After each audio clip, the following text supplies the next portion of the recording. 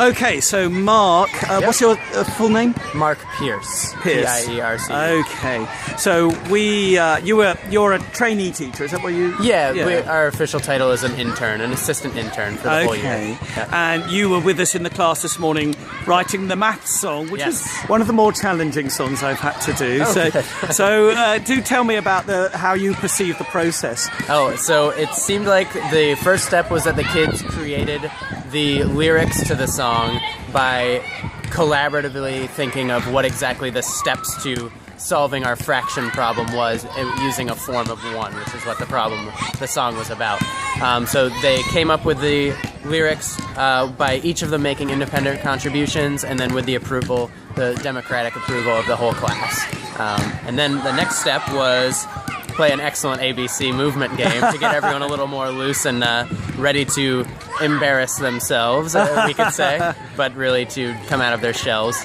Although that wasn't so effective in getting them to sing, was it? Right. It took a long time to persuade any of them to sing. Right. And yet you would have thought they were confident singers. I would have. I saw that the class was very engaged in that movement activity. They really love movement activities like that, and it was also like a mouth activity. It was something that I noticed about it. It helped them loosen up their mouth and make kind of a fool of themselves. Yeah. So, in the best possible way, you know?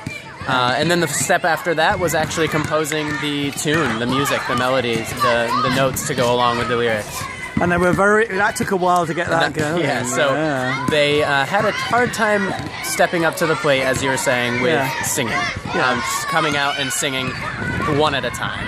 So I think that they really wanted to have a little bit more leadership and say, oh, can we all sing together? Yeah. You know, because they would have felt more comfortable with that. But then, with some prodding, they stepped up to the bat. We got there in the end. Yeah, exactly. Yeah. And it was wonderful. And by the end of the session, they were pretty engaged everyone was singing along. It was great. Very great engagement. Yeah. And is that a song you could see yourself using in future?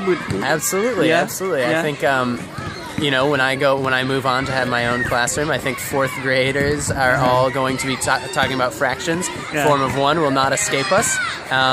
So I think it's a great song for it. And I was singing it for the past hour or so after we had done it.